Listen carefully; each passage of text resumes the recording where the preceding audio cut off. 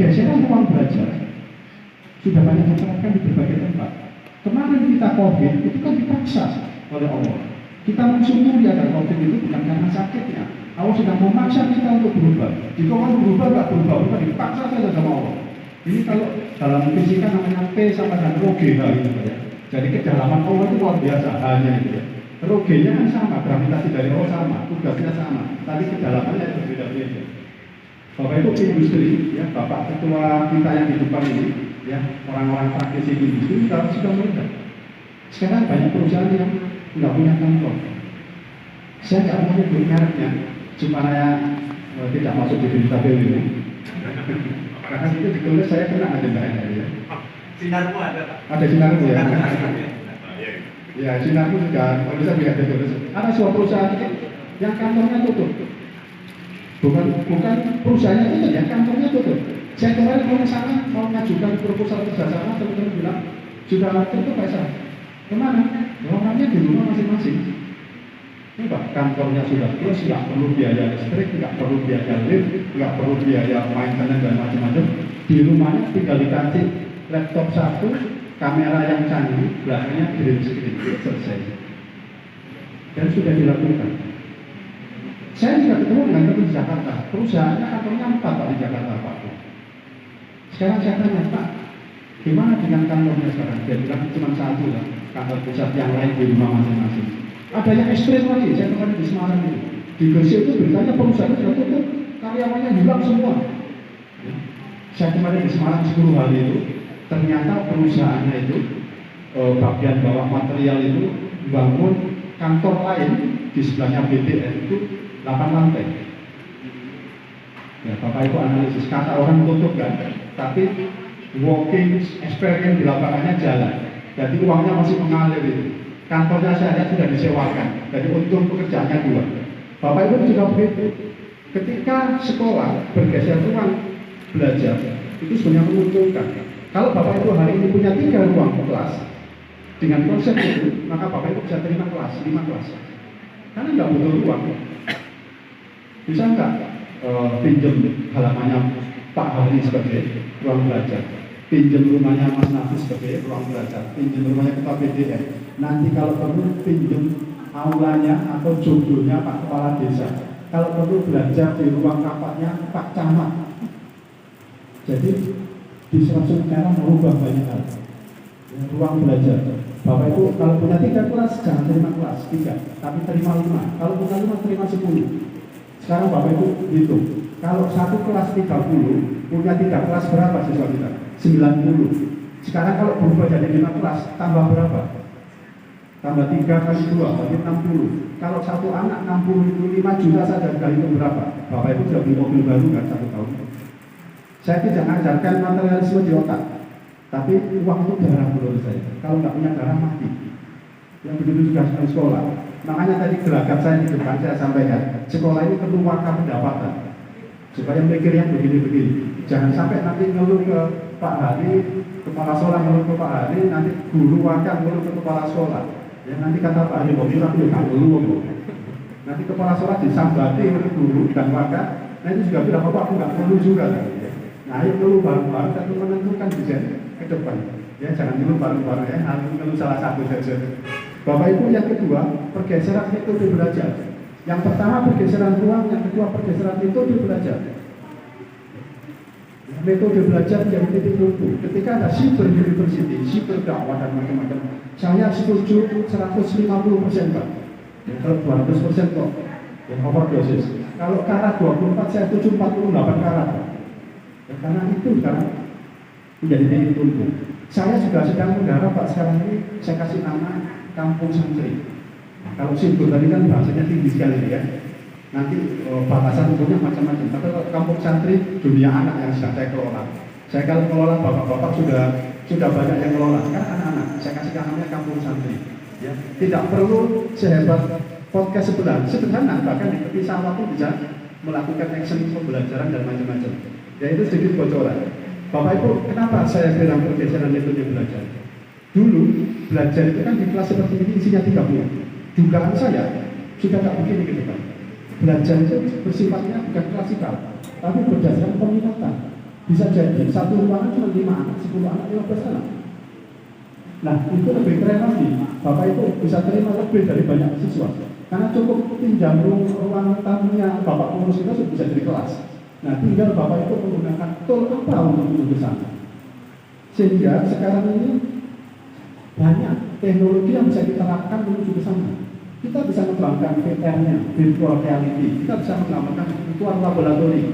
Kita bisa mengembangkan internet of things untuk pengembangan belajar. Atau kita bisa mengembangkan seamless learning. Tadi sedikit saya bicara, saya sudah mengembangkan namanya SFA, School from Anywhere. Bagaimana anak-anak itu berangkat ke Malang tapi terpinter. Bagaimana anak-anak itu berangkat ke Kalimantan tapi terpinter. Bagaimana anak-anak itu diajak HW ke tengah hutan, nggak tahu hutan Kalimantan atau hutan yang lebat di mana. Ya, jangan di titik nol ya, nanti tersinggung, nggak enak saya ngomong. Ya. Jangan ditulis ya. Taruh di tengah hutan yang paling lebat yang nggak ada HW-nya. Anak tetap bisa belajar karena kita sudah menggunakan teknologi seamless learning. Itu secara teknologi. Dan ada dikembangkan lagi tentang project, karena di IKM ada project. Kemudian kembangkan lagi yang namanya authentic learning. Sedikit saya singgung ketika menulis IKM, nanti dikembangkan ke re-engineering of IKM supaya kita jadi follower. Apa yang perlu kita rekayasa? Re-engineering of IKM. Bapak Ibu, bahasa umum yang terbaru adalah pendidikan ini harus kita gerakkan menuju transformasi digital yang terbaru. Kalau di ruangan ini, Bapak PJN kita itu sudah berapa kali ganti, Pak? 10 kali? Katakanlah 10 kali. Taruh coba sini. Foto. Kalau ada ya ada. Kemudian turunkan Pak, jangan tinggi-tinggi, supaya bisa dilihat dengan mata kepala dan mata hati dengan pas, dijangkau anak-anak bisa. Kalau anak-anak tanya siapa beliau, nggak usah diceritakan Pak. HP-nya suruh install. Ya, jangan diceritain, tetapi suruh dekatkan HP-nya, foto aja Pak. Sudah selesai. Ini sudah satu step bocoran belajar dengan Muhammadiyah. Yang lain dilanjutkan. Bapak Ibu, yang ketiga adalah proses tanggung jawab. Kebanyakan umum orang tua ada yang begini, anakku tak sekolahkan di Muhammadiyah dengan harapan pintar. Ayo kita geser. Salah satu pergeserannya kita bikin sekolahnya orang tua. Jadi orang tua perlu kita sekolahkan supaya apa? Tanggung jawab kita kelolakan tiga segitiga bermuda itu, anak, sekolah dan orang tua itu kita bangun. Sedikit sekali sekolah yang membuat sekolahnya orang tua. Paling banter undang orang tua ketika rapotan. Ayo kita bikin sebulan sekali Pak. Ketika orang tua hebat, pasti orang-orang anaknya juga itu hebat.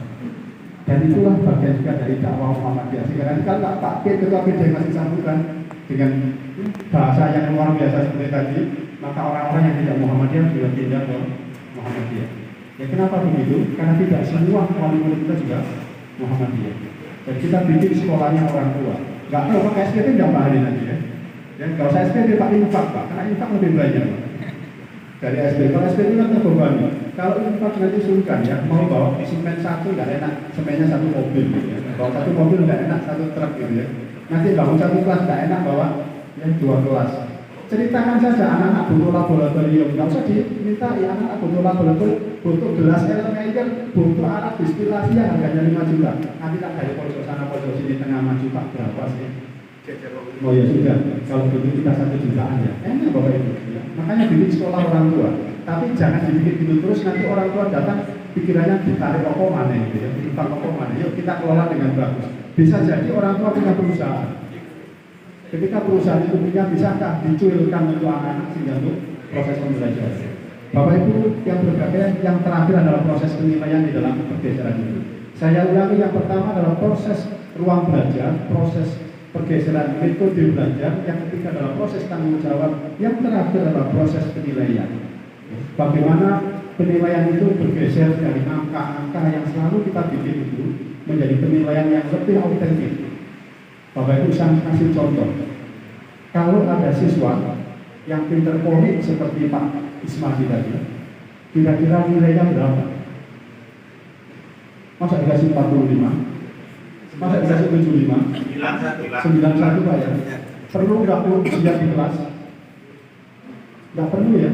Nggak ada. Makanya itu salah satu contoh dari proses penilaian pergeseran. Ketika anak-anak kita sudah bisa khotbah Jumat, kira-kira dikasih nilai berapa alif lamnya? 150 Pak ya? Kalau sisa disimpan untuk tahun depan. Betul, saya di sekolah itu ada 15 anak yang sudah pintar khotbah Jumat. Saya bilang, nak kamu waktu ujian alisan besok gak usah ujian. Sak seminggu, kon teko ya Pak Koko, dulu Pak Koko. Karena mereka sudah pintar khotbah Jumat tiap Jumat. Dan khotbah Jumat itu tidak gampang, lebih sulit khotbah Jumat itu daripada ujian tentang berwudu. Ya bukan berarti wudu dipelekan, bukan. Kalau hanya sekitar urutan wudu, sudah di atas kepala buat anak-anak. Tapi kalau mau khotbah, nyiapkan teksnya, nyiapkan intonasinya, nyiapkan bahasa Arabnya, ya luar biasa, belum lagi nyiapkan mentalnya. Maka yang begitu itu contoh dari proses penilaian perlu kita kembangkan dalam pergeseran ini. Bisakah penilaian juga oleh orang tua? Jadi anak-anak jangan banyak misalnya kasih PR. Nanti PR-nya ya, biasanya itu guru matematika sama fisika yang suka ngasih PR, ya super-super. Nanti kerjakan buku ya, BSE halaman 100 nomor 1 sampai 150. Ini yang kerjakan guru lesnya. Kalau saya gampang. Kalau saya nggak mau panggil guru les, tak foto Pak. Tadi saya sempat demo ya di ruangan. Bapak itu yang guru matematika, HP-nya diinstal ya, Photomat. Itu software gratis open source dari Jerman. Soal yang bulat integral dari min tak hingga sampai plus tak hingga itu Pak ya. Itu kan dari surga sampai ke neraka itu soalnya.